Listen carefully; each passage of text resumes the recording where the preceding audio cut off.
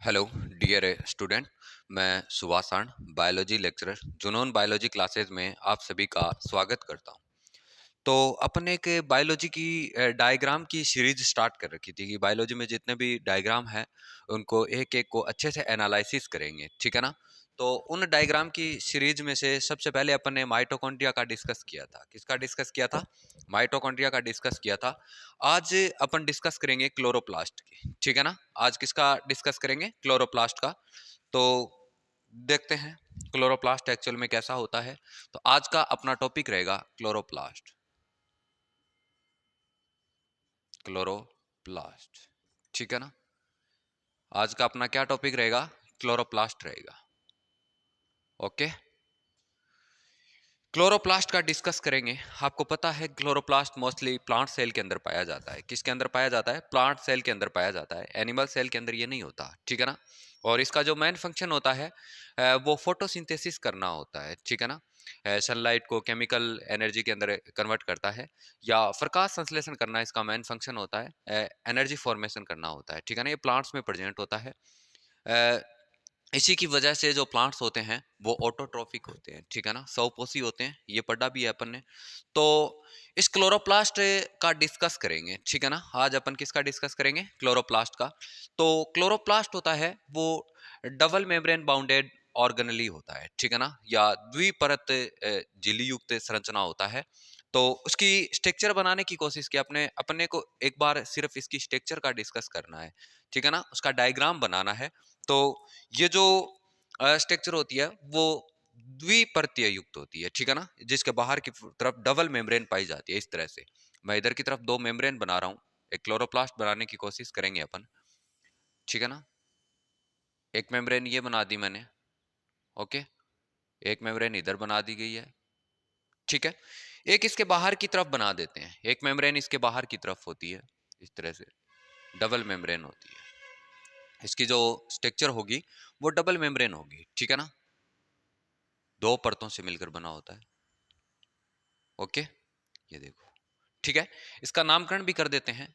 इस मेम्ब्रेन को outer membrane बोलते हैं, आउटर मेम्ब्रेन, ठीक है।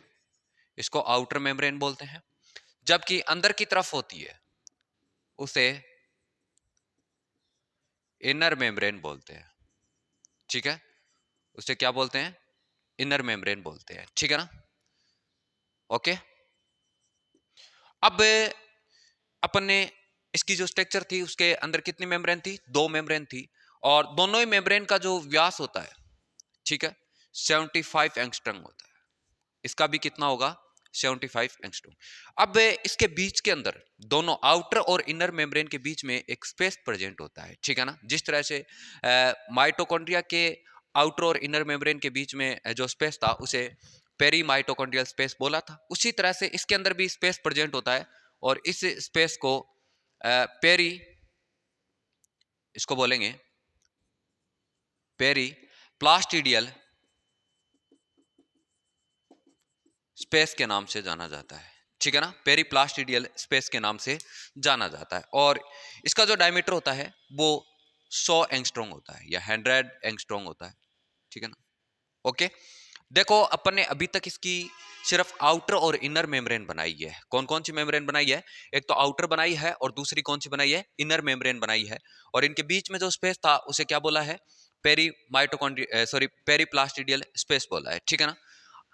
इस क्लोरोप्लास्ट को दो पार्ट में डिवाइड किया है। इसकी स्ट्रक्चर को जाने तो दो पार्ट्स में डिवाइड रहती है। एक को बोलते हैं स्टोमा, ठीक है। एक को क्या बोला जाता है? मैं इधर की तरफ लिख रहा हूं। एक को तो बोला जाता है स्ट्रोमा, ठीक है ना। और दूसरे को बोला जाता है ग्रेना, ग्रेना, ठीक है ना। तो इसमें दो स्ट्रक्चर प्रेजेंट होती है, एक स्टोमा प्रेजेंट होता है और दूसरा ग्रेना प्रेजेंट होता है। तो मैं यहां पर ग्रेना की स्ट्रक्चर बनाता हूं, ठीक है ना। इस तरह से मैं यहां पर ग्रेना की स्ट्रक्चर बनाता हूं। इस प्रकार की स्ट्रक्चर होती है। ओके, ये ग्रेना होती है। ये पूरी की पूरी स्ट्रक्चर है, ये ग्रेना की बनाई है मैंने, इस तरह से, ठीक है ना। और इस ग्रेना की जो नंबरिंग होती है एक क्लोरोप्लास्ट में, ये समथिंग 40 टू 60 के समथिंग होती है। कितनी होती है? 40 से 60 के समथिंग पाई जाती है। और इस तरह से प्रेजेंट होती है। मैंने तो यहाँ पर एक और दूसरा ही बना रहा हूँ ग्रेना, ठीक है ना, इस तरह से एक इधर की तरफ ग्रेना बनाया मैंने, एक यहाँ पर बना देता हूँ मैं, ठीक है। मैंने तो यहाँ पर 3 ही ग्रेना बनाए हैं, लेकिन एक्चुअल में इसकी एक क्लोरोप्लास्ट में कितनी स्ट्रक्चर होती है, 40 टू 60 होती है, ठीक है ना। ये पता होना चाहिए। और ये ग्रेना होता है ना, ग्रेना इसको कितने पार्ट में डिवाइड किया था, 2 पार्ट में, एक ग्रेना और दूसरा स्ट्रोमा, ठीक है ना। अब इस ग्रेना के अलावा इसमें जितना भी पार्ट बचा हुआ है, ठीक है ना, जैसे माइटोकॉन्ड्रिया में मैट्रिक्स था ना, उसी तरह से इसके अंदर जो पार्ट बचा हुआ है, ठीक है, इस तरह से इसको अपन बोलते हैं स्ट्रोमा। तो इसका नाम मैं लिख देता हूं। इसका अपन ने क्या नाम दिया था, ग्रेना नाम दिया था, इसका नाम दिया था ग्रेना, और इसका नाम क्या हो गया, स्ट्रोमा, ठीक है ना, स्ट्रोमा। ओके। अब ये जो ग्रेना है ना, ये ग्रेना आपस में एक स्ट्रक्चर द्वारा जुड़ी हुई होती है, इस तरह से ये इसके साथ जुड़ी हुई है, ठीक है, इस तरह से, और ये इसके साथ, ग्रेना आपस में ऐसे जुड़ी हुई पाई जाती है, ठीक है ना। और उस जुड़ी हुई संरचना को स्ट्रोमा लेमिली के नाम से जाना जाता है। किस नाम से जाना जाता है, स्ट्रोमा लेमिली के नाम से जाना जाता है। किसके नाम से जाना जाएगा, स्ट्रोमा लेमिली के नाम से जाना जाएगा। और इतना तो अपने को पता चला, ये जो स्ट्रोमा होता है ना, इस स्ट्रोमा के अंदर एक, आपने देखा होगा फोटोसिंथेसिस में 2 रिएक्शन चलती है, एक डार्क रिएक्शन होती है, एक लाइट रिएक्शन होती है। लाइट रिएक्शन हमेशा लाइट की प्रेजेंस में होती है, डार्क रिएक्शन लाइट की एब्सेंस में होती है, ठीक है ना। तो स्ट्रोमा के अंदर हमेशा याद रखना डार्क रिएक्शन होती है। कौन सी होती है, डार्क रिएक्शन होती है, ठीक है ना। जबकि ग्रेना होती है, उसके अंदर, ग्रेना के अंदर लाइट रिएक्शन होती है। कैसी होती है, light reaction, okay, light reaction होती है, ठीक है, लाइट रिएक्शन होती है, ठीक है ना। प्रकाशिक अभिक्रिया होती है, एक जगह अप्रकाशिक अभिक्रिया होती है। स्ट्रोमा के अंदर अप्रकाशिक अभिक्रिया होती है, जबकि ग्रेना के अंदर प्रकाशिक अभिक्रिया होती है, ठीक है ना। और ये जो ग्रेना है ना, ये कुछ सिक्को जैसी स्ट्रक्चर से, बाइलेयर जो स्ट्रक्चर होती है, ठीक है ना, मेम्ब्रेन होती है, उससे मिलकर बनी होती है। मतलब आपने देखा होगा यहाँ 1 2 3 4 5 ऐसे कॉइन लाइक स्ट्रक्चर है ना, इस एक स्ट्रक्चर को हमेशा याद रखना थैलेकोइड के नाम से जाना जाता है। किसके नाम से, थाइलेकोइड के नाम से जाना जाता है। और ये जो थाइलेकोइड होती है ना, इसकी नंबरिंग होती है, इसकी नंबरिंग होती है एक ग्रेना के अंदर, एक ग्रेना के अंदर समथिंग 10 टू लेकर 100 तक हो सकती है। कितनी हो सकती है, 10 टू लेके 100 तक, ठीक है ना। तो इस थाइलेकोइड के ऊपर भी कुछ विशेष प्रकार की स्ट्रक्चर और प्रेजेंट होती है, ठीक है ना। ऐसे कुछ मॉलिक्यूल्स प्रेजेंट होते हैं इसके ऊपर, इस तरह से,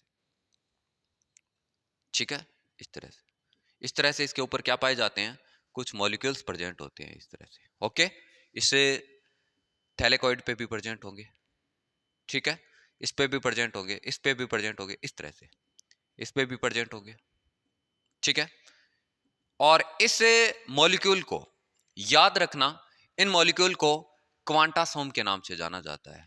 किसके नाम से जाना जाता है, क्वांटासोम के नाम से जाना जाता है। और ये क्वांटासोम होते हैं ना, इस क्वांटासोम को ही क्लोरोप्लास्ट की यूनिट कहा जाता है, क्लोरोप्लास्ट की यूनिट कहा जाता है। क्लोरोप्लास्ट की यूनिट या फोटोसिंथेसिस की यूनिट होती है, वो कौन होता है, क्वांटासोम होता है। और इस क्वांटासोम के ऊपर कुछ मॉलिक्यूल्स प्रेजेंट होते हैं, जिसे क्लोरोफिल के नाम से जाना जाता है। इसके ऊपर कौन प्रेजेंट होता है, क्लोरोफिल के मॉलिक्यूल प्रेजेंट होते हैं, ठीक है ना, क्लोरोफिल, ठीक है। और इसके जो मॉलिक्यूल होते हैं लगभग 200 से लेकर 300 मॉलिक्यूल प्रेजेंट होते हैं क्लोरोफिल के एक क्वांटासोम के ऊपर, ठीक है ना। तो याद रखना इस बात को। तो इस तरह से इसके अलावा कुछ और भी स्ट्रक्चर इसके अंदर प्रेजेंट होती है। जैसे इसके अंदर एक डीएनए प्रेजेंट होता है, खुद का इसका डीएनए पाया जाता है। जो डीएनए होता है वो सर्कुलर होता है, ओके। तो ये इसका डीएनए प्रेजेंट है, ये इसका क्या है, डीएनए है। और डीएनए के अंदर एक रिच प्रेजेंट होती है जिसे जी सीरीज बोलते हैं, ठीक है ना, जी सीरीज मतलब ग्वानिन और साइटोसिन की मात्रा इस डीएनए के अंदर ज्यादा होती है, ठीक है ना। ग्वानिन और साइटोसिन की मात्रा इसके अंदर क्या होती है, ज्यादा होती है। खुद का डीएनए पाया जाता है, जिसकी वजह से तो इसे इसे अर्धस्वायत्त के नाम से, ऑटोनोमस ऑर्गेनेली के नाम से भी जाना जाता है। इसके अलावा इसके अंदर ये जो स्ट्रक्चर तो होगी, इसके अलावा इसके अंदर राइबोसोम भी प्रेजेंट होते हैं, ठीक है। इसके अलावा इसके अंदर क्या प्रेजेंट होते हैं, राइबोसोम। और राइबोसोम होते हैं, इसका नाम मैं यहाँ पर राइबोसोम दे देता हूँ, राइबोसोम। और राइबोसोम होता है वो कौन सा होता है आपको बता देता हूं, 70S प्रकार का होता है। कौन से एस प्रकार का होता है? 70S प्रकार का राइबोसोम पाया जाता है। किसके अंदर है? क्लोरोप्लास्ट के अंदर। इसके अलावा इसके अंदर एक एंजाइम प्रेजेंट होता है जो सबसे ज्यादा मात्रा में पाया जाता है प्लांट्स के अंदर। एक एंजाइम भी प्रेजेंट होता है जिसे रूबिस्को एंजाइम के नाम से जाना जाता है। रूबिस्को एंजाइम, ठीक है ना। मोस्ट अबाउंडेंट एंजाइम होता है प्लांट्स के अंदर, या अर्थ के ऊपर मोस्ट अबाउंडेंट एंजाइम होता है, वो कौन सा होता है? रूबिस्को होता है, ठीक है ना। तो ये भी प्रेजेंट होता है। इस प्रकार से अपन ने एक क्लोरोप्लास्ट की स्ट्रक्चर को जानने की कोशिश की है, ठीक है ना। ये डबल मेम्ब्रेन बाउंडेड ऑर्गेनेली है। इसके एक आउटर मेम्ब्रेन पाई जाती है, एक इनर मेम्ब्रेन पाई जाती है। आउटर मेम्ब्रेन का जो डायमीटर होता है वो 76 एंगस्ट्रॉम होता है, जबकि इनर का भी 76 होगा। इनके दोनों के बीच में एक स्पेस होता है जिसे पेरीप्लास्टिडियल स्पेस बोलते हैं, जिसका जो व्यास होता है वो 100 एंगस्ट्रॉम होता है। इसके अलावा इसको दो पार्ट में डिवाइड किया है अपन ने। एक पार्ट स्ट्रोमा, दूसरा ग्रेना। स्ट्रोमा में डार्क रिएक्शन चलती है, ग्रेना के अंदर लाइट रिएक्शन चलती है। ग्रेना की जो नंबरिंग होती है वो लगभग एक क्लोरोप्लास्ट में 40 to 60 होती है, ठीक है ना।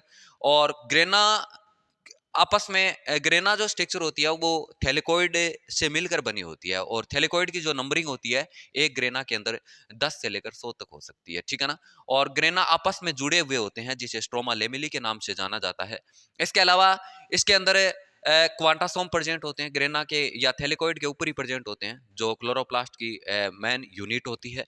और क्वांटासोम के अंदर क्लोरोफिल के मॉलिक्यूल प्रेजेंट होते हैं, ठीक है ना, जो लाइट को एब्जॉर्ब करते हैं। इसके अलावा अपन ने पढ़ा इसके अंदर खुद का डीएनए है, सर्कुलर डीएनए प्रेजेंट होता है। 70S राइबोसोम पाया जाता है।